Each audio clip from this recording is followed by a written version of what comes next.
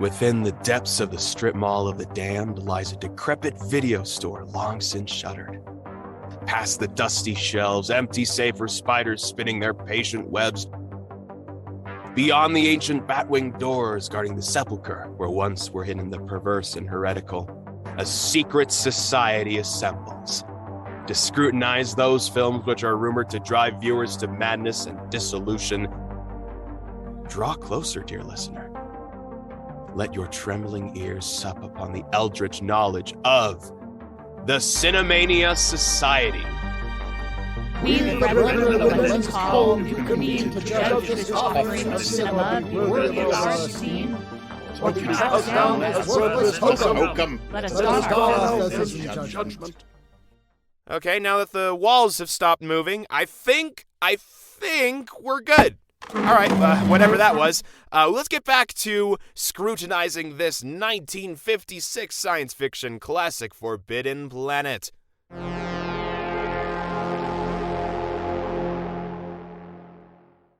The guest is waiting outside. He keeps telling me to live long and prosper, but in like a sarcastic way. It's such a judgy thing to say. Scrutinizer Zachariah. Let me get the door, that being my title and all.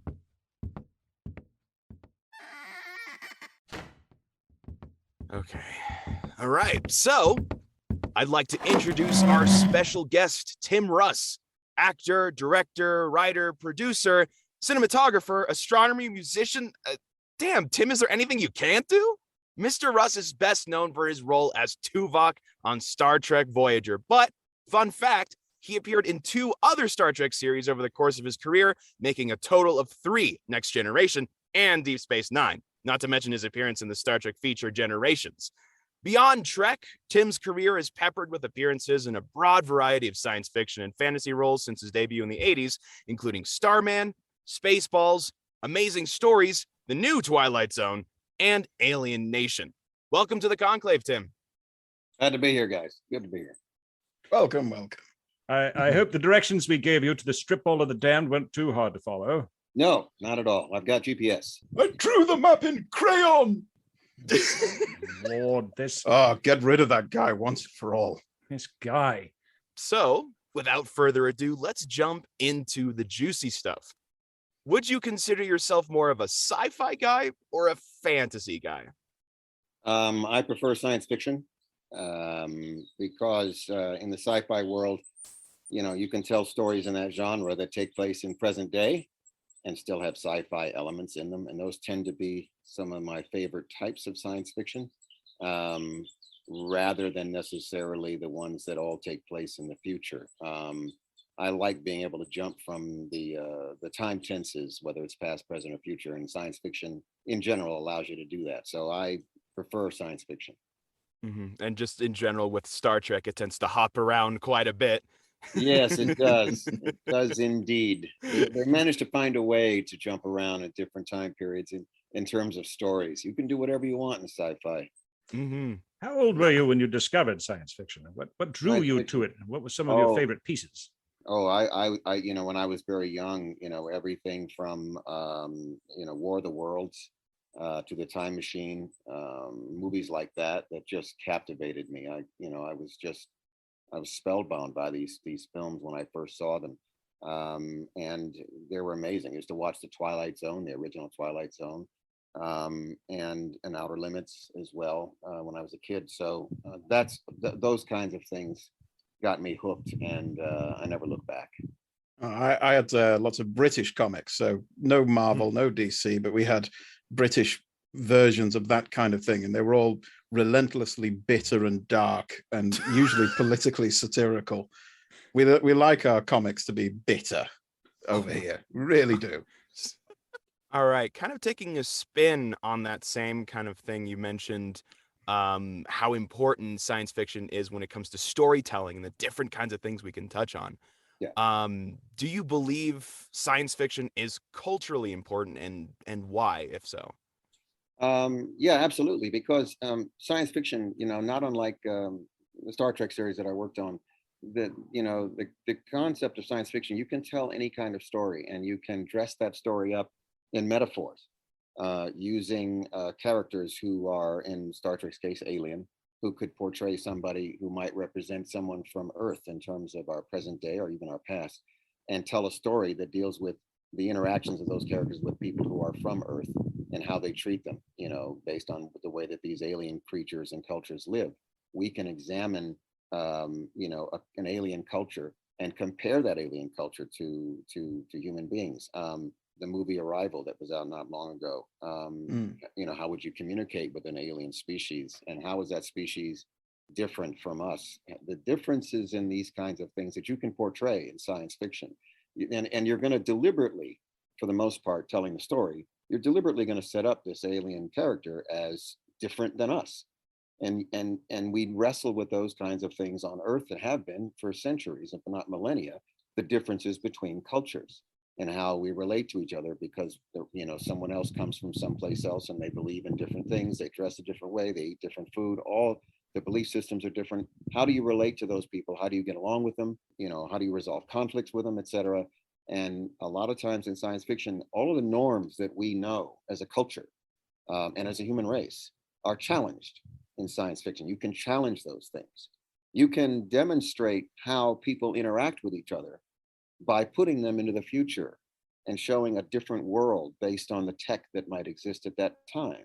Black Mirror does this as a series. You can take the technology you have and you can throw it into the future, and then examine how people live and react with each other if they were given this kind of technology, how it would change their lives. All those things, to me, is what science fiction opens all those doors to give us a window into who we are and how we behave with each other.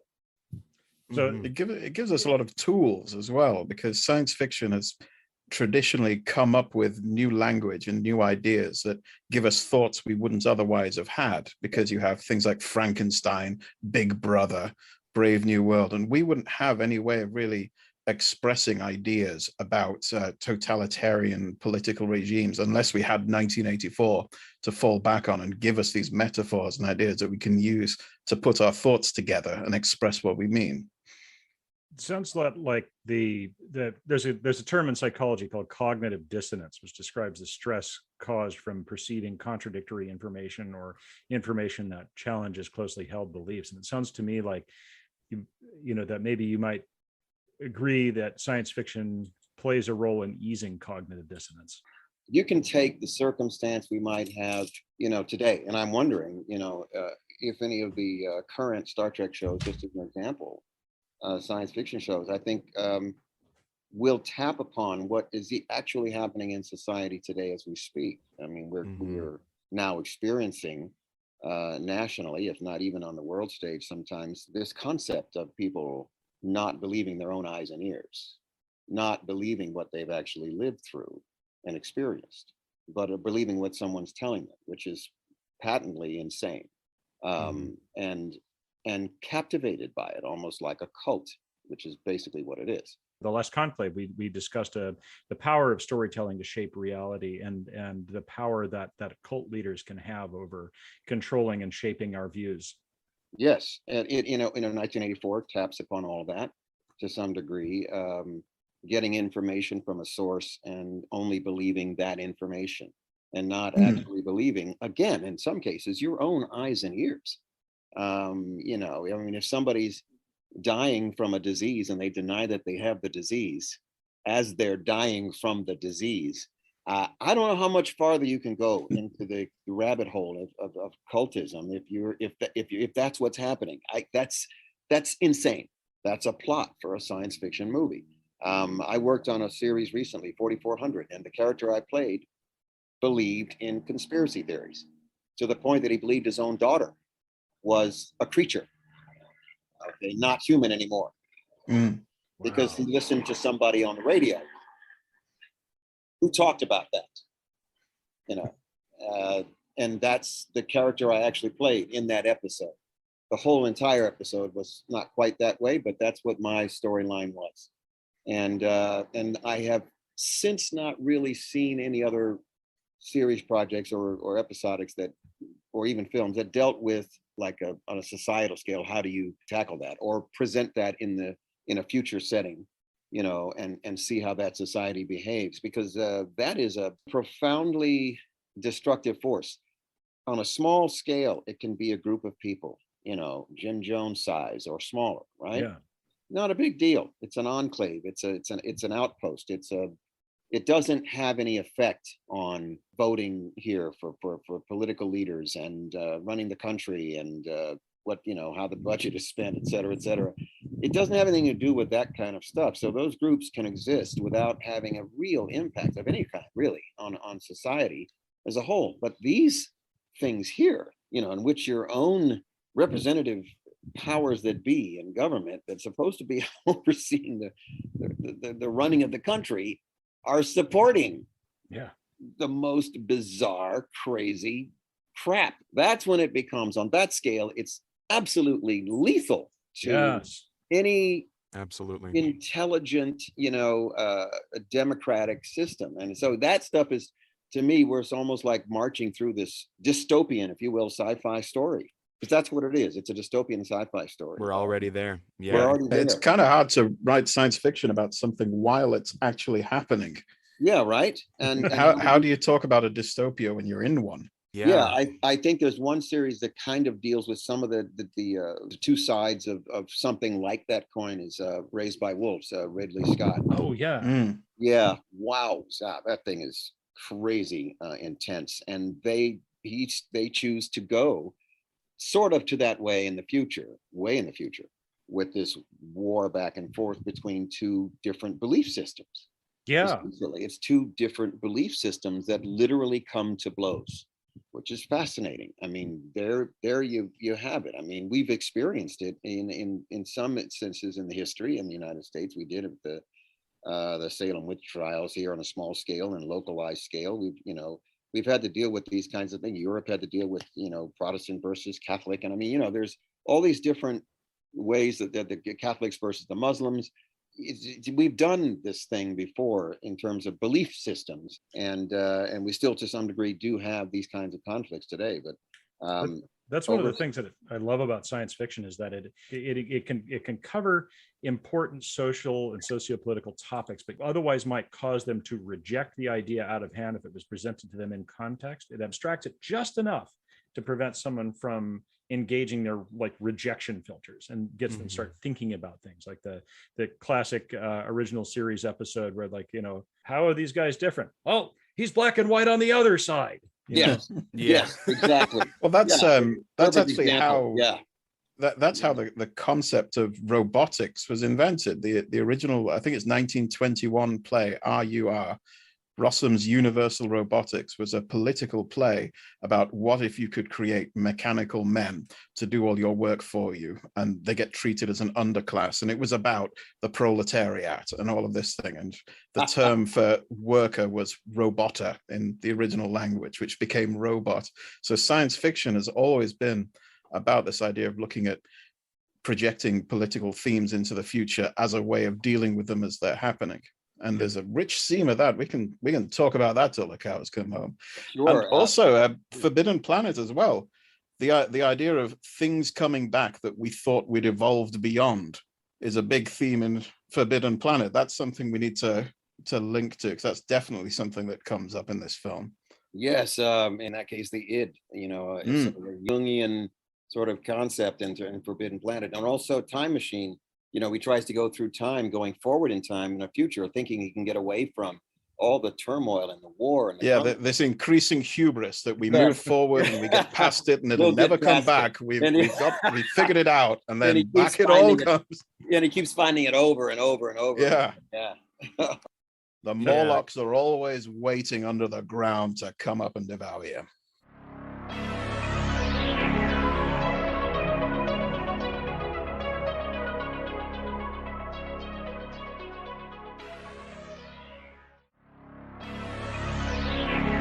Yeah, I kind of want to pick the more specific one for this one. This is also interesting to find out on my end. Gene Roddenberry cited Forbidden Planet as an influence. How much of a creative debt do you personally think Star Trek owes to Forbidden Planet? I think it's a percentage. I don't think the majority of it to Forbidden Planet, because I mean, Forbidden Planet deals, again, we talked about it earlier, is dealing with basically the id, the dark side of human behavior. And it's simply, they take that and they manifest that in the form of this alien creature. That is nothing more than the thoughts of this man based on this alien technology that he's able, it's able to manifest this creature, which is fascinating in itself. But Star Trek, as a series, is about exploration. It's about exploration. To me, I think there would be other films that would be more influential, and I can't really think of one offhand that he might be influenced by. I could think of, like Twilight Zone and things like that as an example that might be more influential to something like Star Trek, where you do have a few episodes that deal with space travel, landing on another planet, discovering this or that. What was it, the one with Roddy McDowall's famous one, where he lands on the planet of the Apes? The spaceship. No.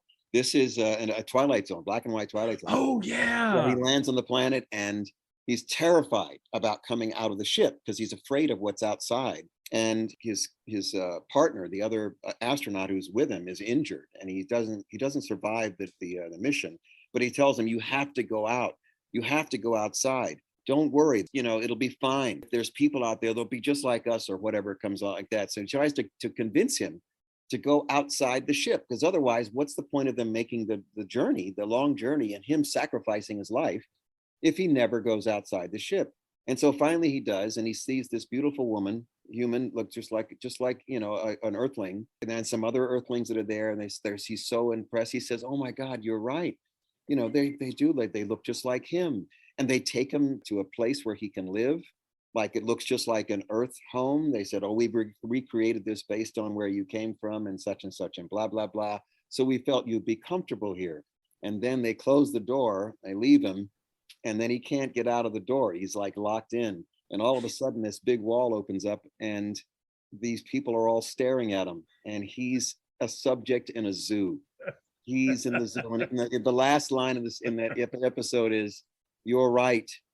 They are just like us." Oh my God! I remember that cool. one. That's the kind of stuff that I think that Roddenberry, the stories they told in Star Trek, that's the kind of stuff that, I mean, we wrestled with it on our series. We wrestled with where does the soul go after death? Yeah. We wrestled with that. We wrestled with origins, with evolution.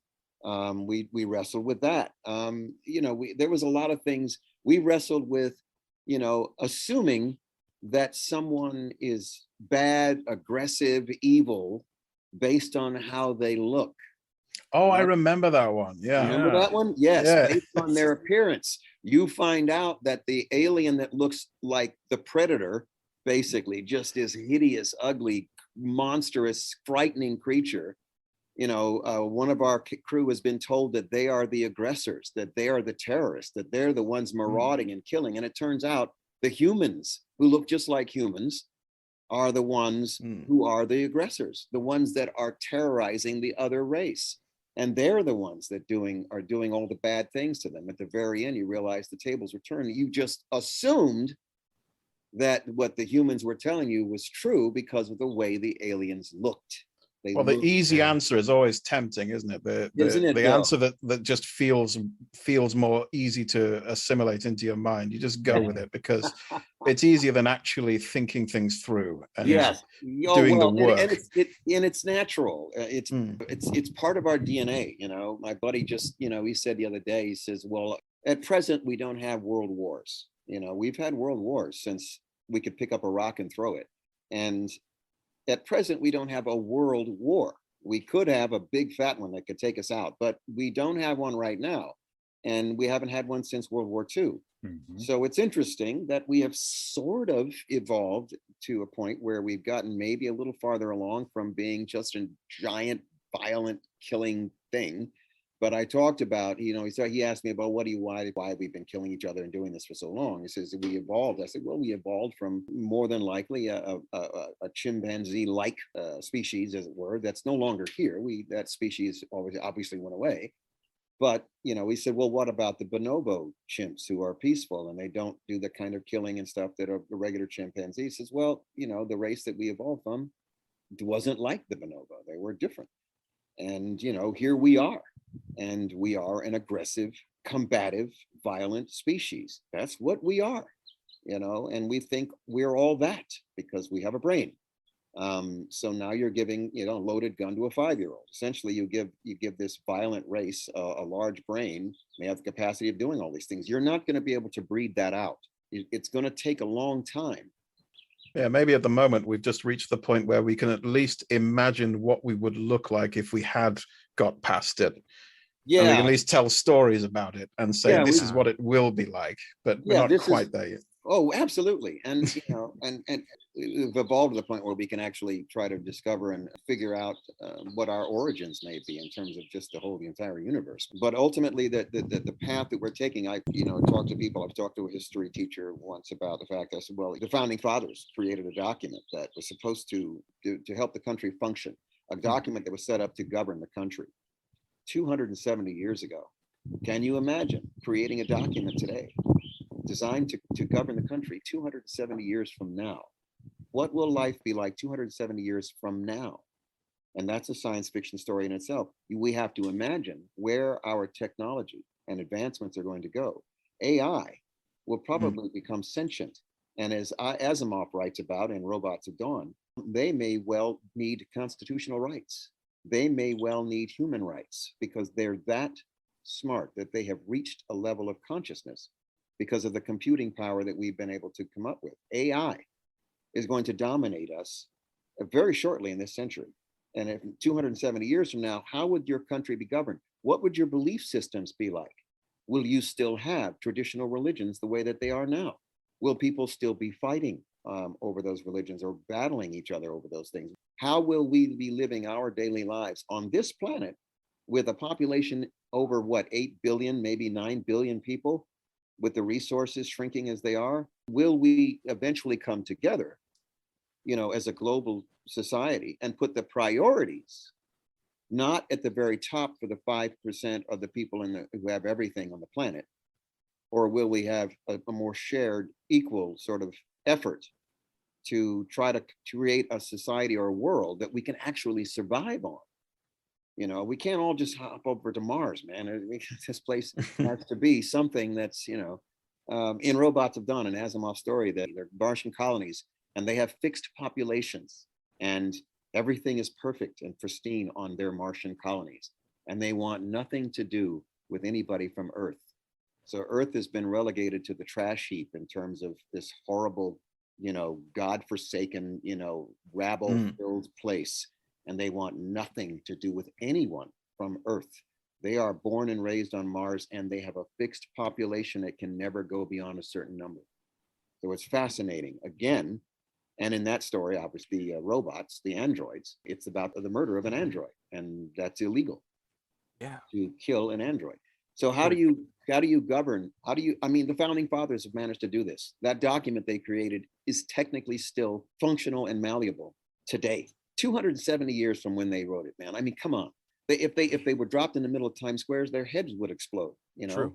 Jet planes and high tech and cars, and I mean, come on, man. Nothing. They would not have been able to imagine anything like that. And what will it be like?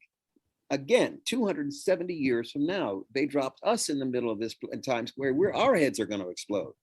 Even with the technical knowledge we have now, we cannot imagine what that would be like 270 years from now.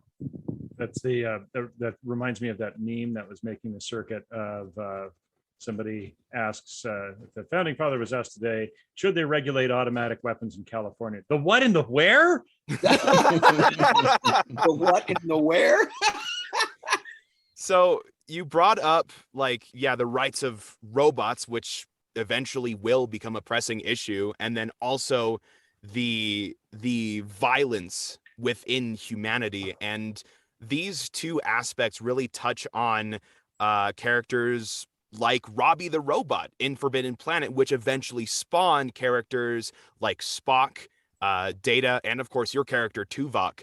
And you kind of get that sort of same vibe with, you know, Data in his episode of Measure of a Man, where we were basically putting the rights of a robot on trial, or for Tuvok, those base violence with inherent to the Vulcan species.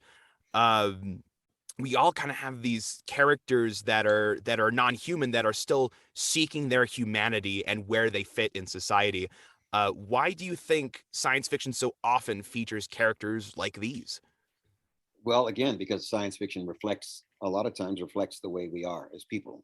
You know, and in my character, you know, the Vulcan species, they were so violent that they almost wiped themselves off the, you know, off the planet.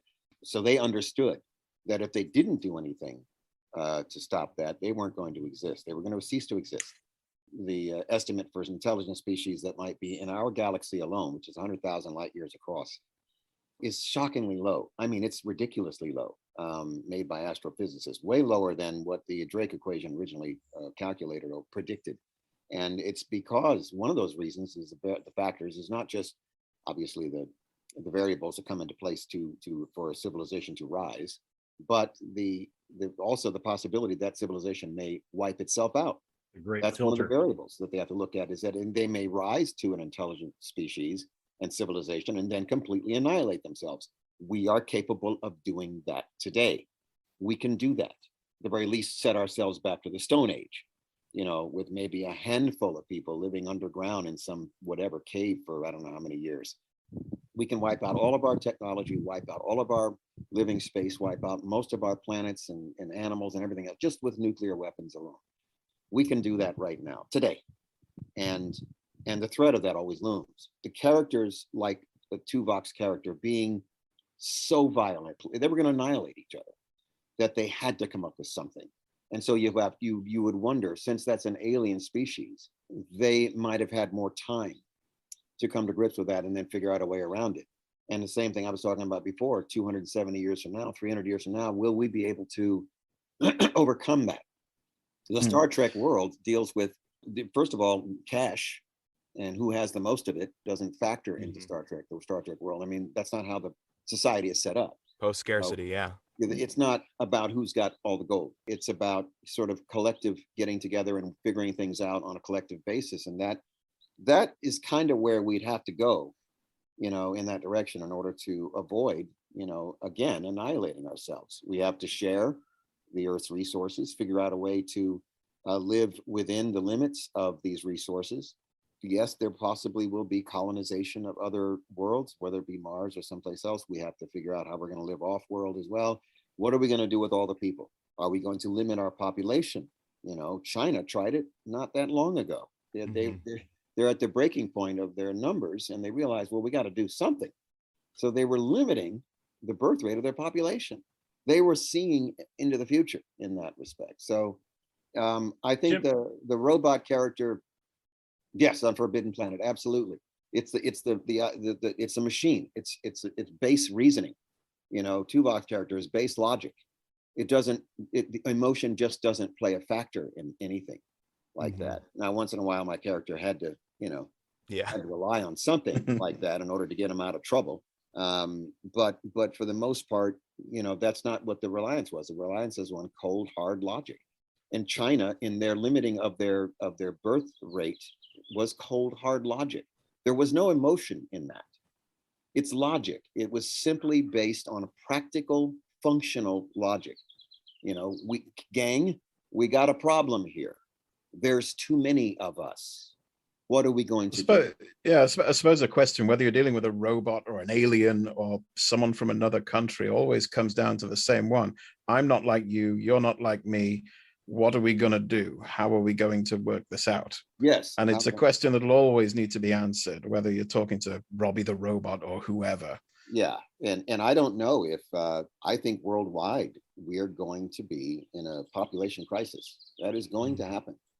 The population is going to explode by 2050, and it'll probably crash not long after that. It is going to happen because there's no brakes, there's no controls on it. It's just going to be masses and masses and masses of people. We have belief systems on the planet that still don't want you to use contraception, for God's sakes. And that's a lot of people that are, you know, the population is going to continue to grow, continue to grow, continue to grow, continue to grow.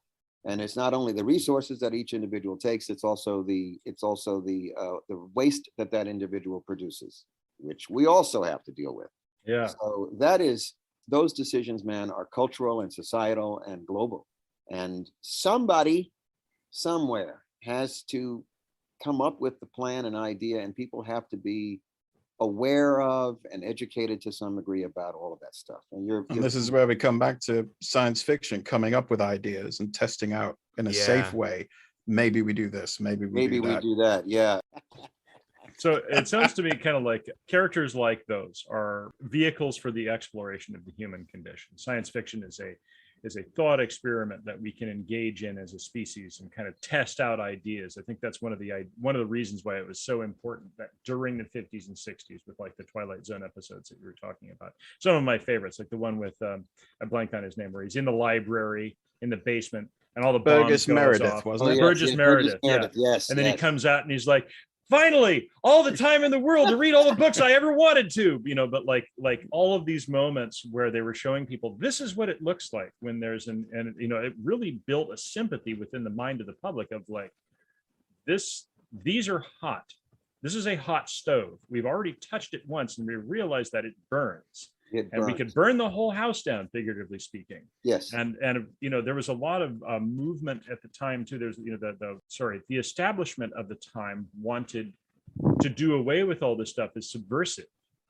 So Twilight Zone was constantly being subjected to like, this is subversive thought.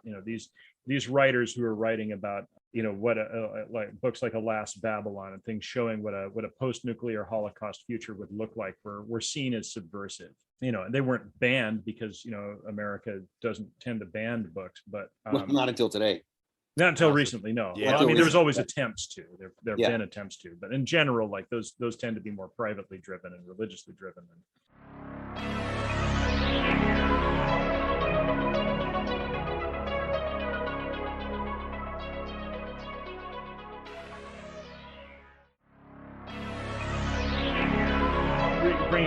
Bringing it back, you also touched a couple of things here that I was interested to hear from you about.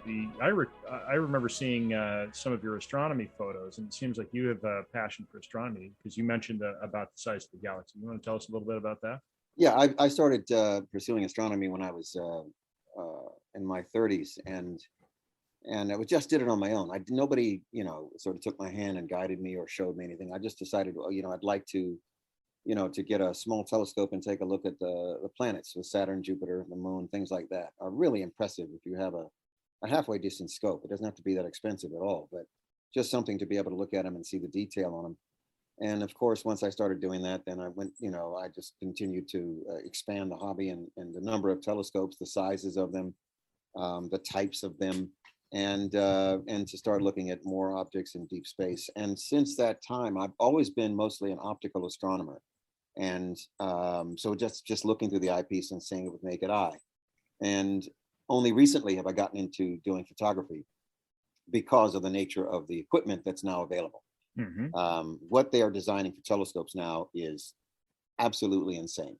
You can image a nebula with colors, okay? And inside of it takes about an hour to do it. Instead of buying a giant piece of glass, a big refractor with that's $8,000, $10,000, $20,000 plus the CCD cameras and the laptop and everything else. Oh, and 4 or 5 hours a night for 3 or 4 nights in a row to image the same thing. My telescope that I bought will do it in 4 minutes and it's done. And compared to the little one, the portable one that they just designed, mine is bigger.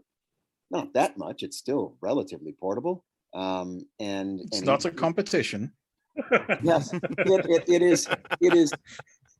is a stunning instrument, and I did not own a computerized telescope up until I got that one. I do the imaging now for deep space objects. It doesn't do planets and the moon. It's only designed for doing deep space objects, which I was always looking at with naked eye. Now I can see the structure of these objects in detail. I've seen, galaxies that have supernovas that have gone off, and I can see the supernova in that galaxy. I've tracked asteroids. I've done a project with cooperation with NASA on an asteroid occultation with this telescope. It'll do exoplanet transits. Wow. It'll do. Oh. It's pretty damned amazing, this telescope. So my appreciation for astronomy in general has been there as long as my appreciation for science fiction. Space science is something that came right alongside that, because at the end of the day, we started as nothing more than gas and helium and hydrogen gas. We're able to look back and examine where we came from. To quote Carl Sagan, we are the universe's way We of are the experiencing universe. itself.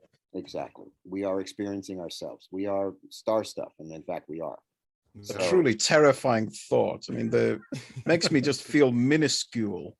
The idea of staring out across such distances. I remember looking up, the largest and the smallest things in the universe and the biggest things we can find. And this star is bigger than this star, than this collection of stars, than this globular cluster, than this great accumulation of matter that's loosely bound together, that's bigger than multiple galaxies.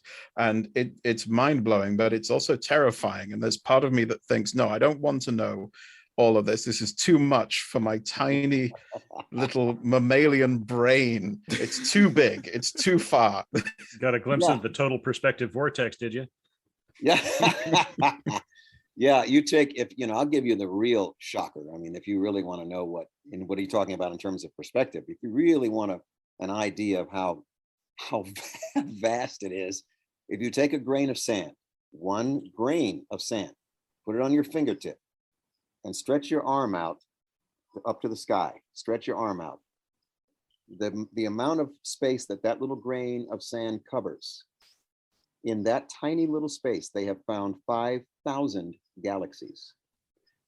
That horrifies me. There's a terror to that, as well as a wonder. There's a terror that anything could be happening in any of those galaxies that we don't know about, and we never will, and we cannot know about. You can draw a line around everything we can ever possibly know because of the limits of the speed of light, and it is terrifying to think about the scales involved and the distances involved, and then to think that on the cosmic scale, we are actually surprisingly massive. We're bigger than 99.9% of things in the planet.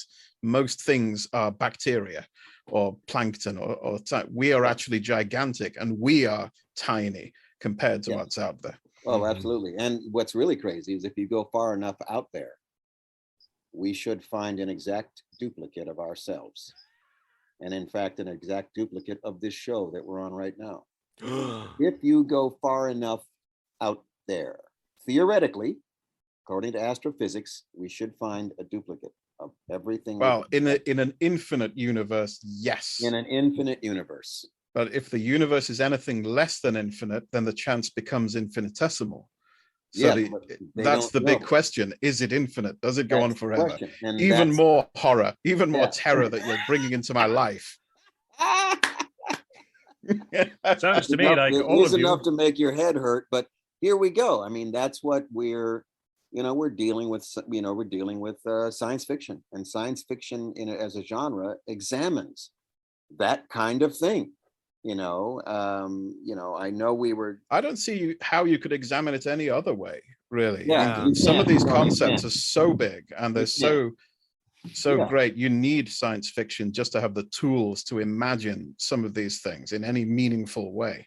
Yeah, I mean, again, when I look back at Forbidden Planet, it is a science fiction show. The astronauts do land on this alien world, and it's interesting that it's almost like the Martian Chronicles and Ray Bradbury's story. It's similar to that because the alien civilization is long gone.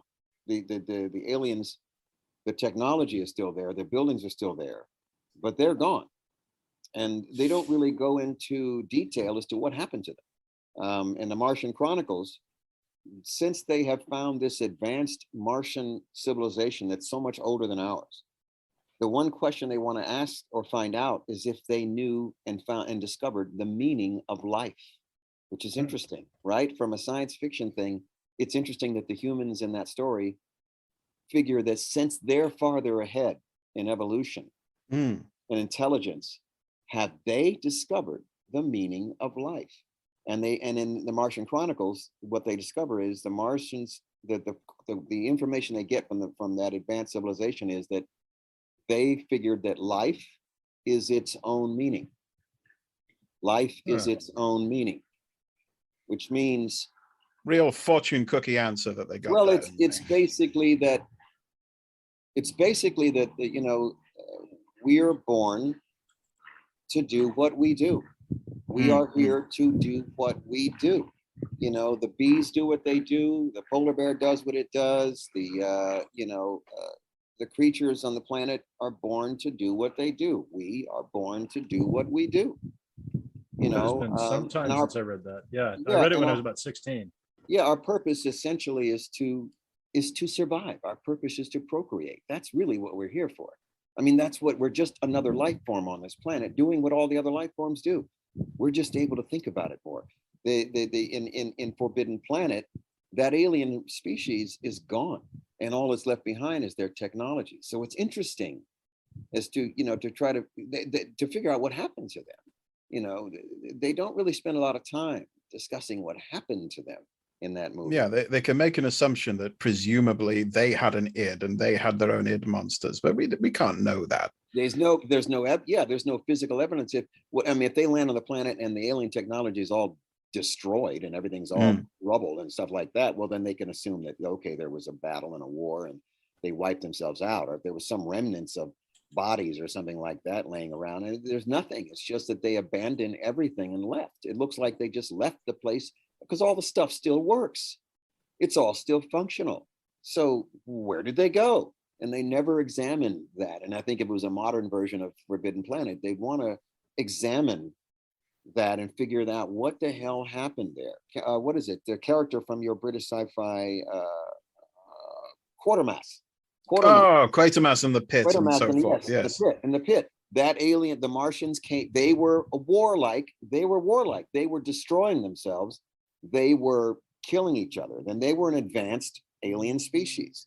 They had technology beyond anything they had on Earth. And what were they doing? Killing themselves. And they, you know, went in that story, they end up inhabiting, you know, their spirit or whatever, their power inhabits the people, that it becomes manifested in human beings, and they start turning on each other. They haven't changed either in the future. The same thing as a time machine. We keep going, we still finding the same shit.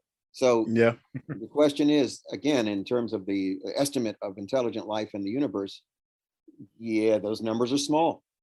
They're frighteningly small. The number that they came up with, and this is just 3 or 4 months ago that I read this, in the galaxy, which is, again, 100,000 light years across, the Milky Way. That's a shitload of planets and stars. They estimate only 35 to 200 intelligent civilizations that might exist right now. And the favored number is 35. 35. 35. We may as well be butt ass alone. Okay. Yeah, I mean, the chances of us even stumbling across any of them by accident are next to nothing. Infinitesimal as far as our brains can comprehend. That's correct. And so where does that leave us? We're it, man. We might as well be it. And that's it for this planet. This place is here, man. We managed to get here. The entire universe could have been spawned without the ability to produce life. Because the multiverse concept is what they're believing in now. They're theorizing multiverse. If there's multiverses, some of them will not be capable of producing life.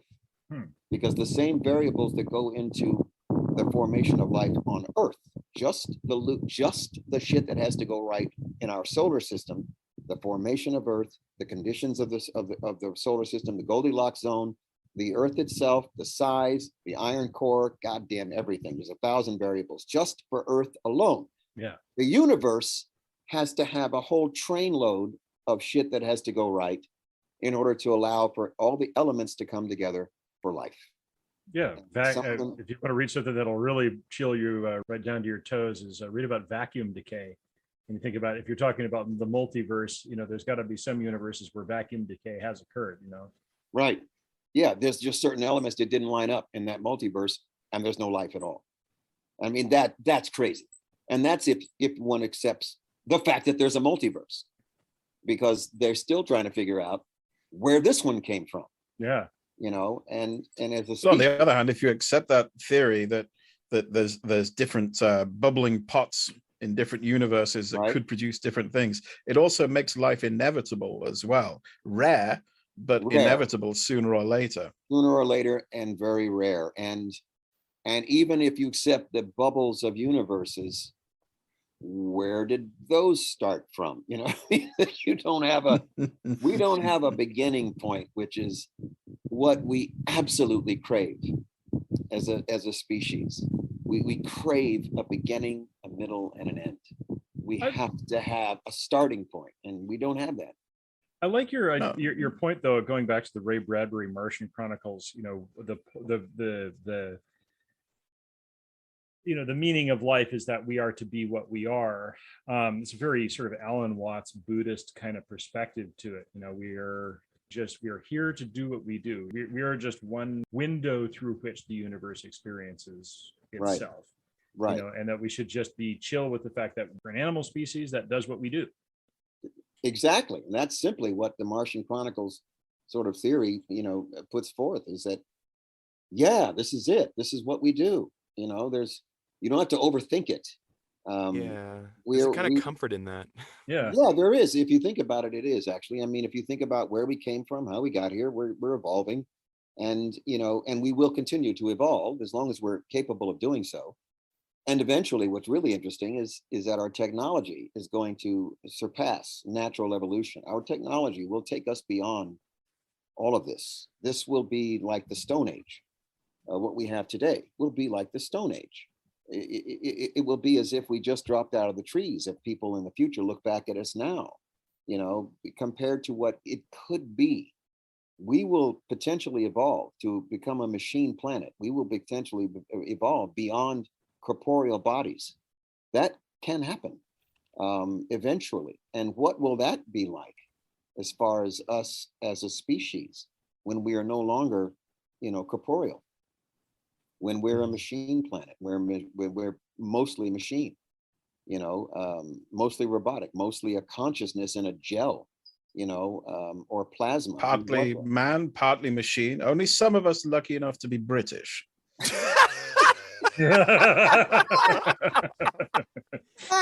Oh man.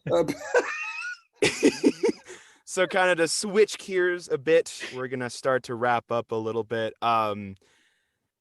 Tim, what would you say if someone were to order you to comb the desert? I don't want to look for that shit. Fair enough, because you didn't end up finding it. All right, and with that, how severe a source of cinemania do you believe Forbidden Planet to be?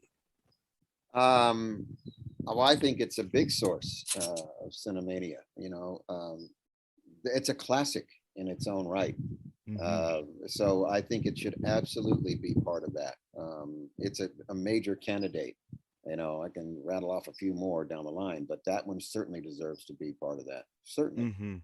Would you need, were you to scrutinize any other films of Cinemania, which would you choose? I think to date, and if I had to put at the top of the list of something that's worthy of Cinemania, it's the original concept of the Planet of the Apes. Sorry, that to me is the pinnacle of man, just original science, pure, unadulterated science fiction storytelling. That's what that is. Planet of the Apes.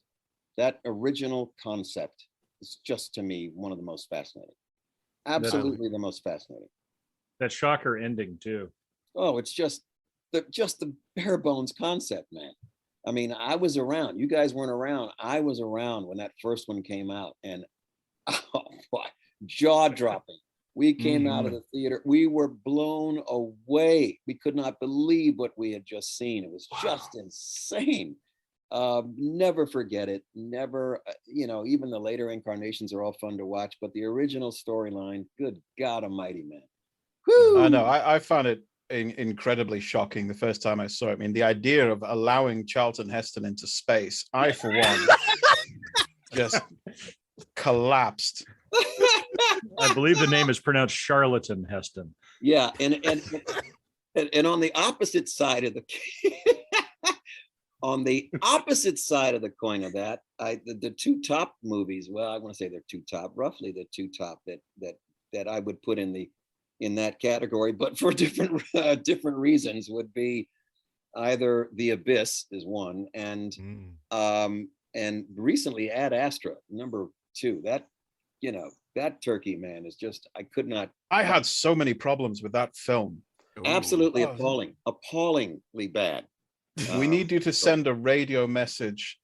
So let's move you to another planet to do it, because we have no better way of transmitting your words than to move you to a radio booth halfway across the solar system. What was that all about? How dare they, frankly? Yeah, and let's plant a research space station lab, all the way out there in the middle of nowhere with giant baboons on them to study whatever in the fuck they're studying. A radiant wave of energy that becomes more intense the further away it goes from its source. I mean, come on. The more I hear about this movie, the more I'm like, this is definitely something we should be looking into. Oh, you definitely, as far as the flip side of Cinemania, the not worthy side of Cinemania, that thing is at the top, dude. And I am just appalled at the amount of money they spent to make it, and all this. Just the goddamn worst thing I've ever seen. I mean, it's just, and I've seen a few in the past. I do have a couple of that I don't like The Abyss and maybe one or two others. AI is one of them, maybe The Abyss and some other stuff. But I believe you had some strong opinions about Event Horizon. And Event Horizon I put up there at the top. And Event Horizon only because they had the concept. And for that matter, so did Ad Astra. Had a wonderful concept. They could have just played that thing so well. But what all you see is, all I can envision is the idiot sitting around the conference table with the 3 Blackberries talking about, redlining the script, and we got to put in this, we got to put in that, we got to put in this. Yeah, that story's great, but we got to put in this, and we got to put the idiot who can't read. Anyway, that the Event Horizon had the concept.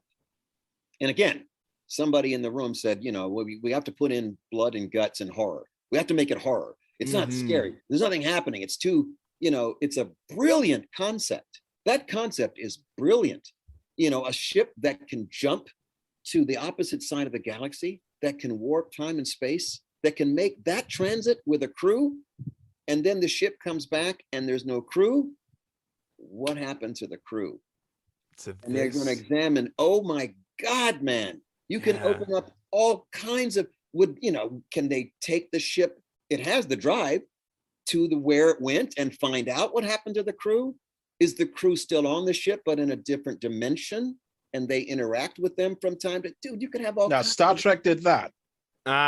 Exactly. Phased into a different dimension. But I'm seeing the telltale signs of Cinemania as we started to discuss Event Horizon. So perhaps you can act as Pontifex of Presentment when our conclave meets to scrutinize Event Horizon. Perhaps. Well, we can scrutinize that one, or we can do Ad Astra. I can tell you right, Ad Astra's that's got even more to scrutinize. Let me tell you. Perhaps you're going to scrutinize Ed Asner. Everybody's going to have to watch it. You guys are going to all have to go watch it. You haven't seen it. Andre hasn't seen it, right? Ethan, Correct. You haven't seen it? No. Okay. So the only one that's seen it is okay. I've seen it. Yeah, you and I are the only ones who had to sit through the misery of that film. Guys, you're going to see some shit in there that you're just going to be shaking your head, man. You're just going to be shaking your head. It's the most outrageously stupid stuff that they put in this film, where the story, the actual concept is amazing. I mean, it's a really cool story. They could have unfolded that story. Tommy Lee Jones plays Brad Pitt. Oh yeah, the father. Plays the father. Yeah. And he was sent on a mission to discover or explore life in the outer reaches of the solar system with a crew on a ship, and they lose track and touch of them. They can't reach them. They can't find them. What happened to the ship? That's the story. And I would have watched a Done. film just with Tommy Lee Jones and Brad Pitt acting opposite each other for a while. They could have kept it simple and it would have been fine, but they have to It's a story. bring in the about- monkeys. Yeah, They it's have to the bring the story- monkeys into it. It's Planet of the Apes all over Wait, again. Oh my and moon God. buggies and moon buggies. What's with the moon buggies, man? What's with the I haven't seen this. I've moon got to. buggies? What the hell was that supposed to be? That's nuts. I was looking at that going, are you serious? Are you actually bloody serious? Well, you can't be. You're mad. You're mad. Nobody's going to be doing that, man. I don't care what kind of future you got on the moon. They're not going to be doing that. So yes, the simple arc, the arc of the story should have been him getting to find out what happened to his father. It's his father who's a hero. He's like a space-faring legend, this guy. It was a massive missed opportunity. The really good story was Good all story. in the subtext, and they ignored it to just look at 100%. fancy. Yeah. And it could have been, what's that? Do it. It's an hour and a half. Don't make it any longer than the next pee break. Just like 90 minutes, 95, maybe 100 minutes. Just get in there, Yeah. get that art, get that going there. Tell a good story. The concept is there. There was no execution of it. So, dear whatsoever. listeners, that is Ad Astra. If you wish to Ad experience Astra. this piece of Cinemania, we will perhaps scrutinize in future. While we wrap up our conclave, do you have any pluggables? Anywhere we can find you on the internet? For me, Yeah. my website is timrusswebpage.com. If you type in my name, Tim Russ, on Google, it's going to be on the front page. My website is there. It talks about what I'm doing, the appearances I'm going to be making in the next 6 months or whatever, personal appearances. It's got my band gigs on there. I post stuff on Twitter, although most of it's political, so be warned. A lot of it's political, be forewarned. Fair enough. And Facebook as well, same thing. On there is Tim Russ. On Twitter is Tim Russ. My picture's there. You can see it's me. And Instagram, I think is TR Bulkin. But if you type in Tim Russ, eventually you see my picture. So just go into my name for all that stuff, and I post things on there. But again, a lot of it's political, and every once in a while I put some gags on there just for chuckles. But a lot of it's political. So. That's where I am. I do post my music gigs every once in a while, performances. I do put clips on there once in a while for the band and stuff, and trailers for the projects that I'm working on now and then. I've got some stuff in the works. It's all in development, so there's not much to talk about until I get it off the ground. All right, sweet. Yeah. Fair enough. Well, thank you so much Yes. for doing this. This is pleasure. awesome. Indeed, thank you very much. Those Tim. are It's fun been a pleasure topics. having you. They're fun topics to talk about. I've always enjoyed them. Been a fan of science fiction for the vast majority of my life. So, and it's not going to change. Yeah, me too. Yeah, on a personal note, me and my sister, as we were sort of growing up, not much science fiction on TV in England, not much quality science fiction at all. And the one thing we always used to watch was Star Trek. We started with Next Gen, and it kept us together because we were growing apart. We were growing up into teenagers and different people.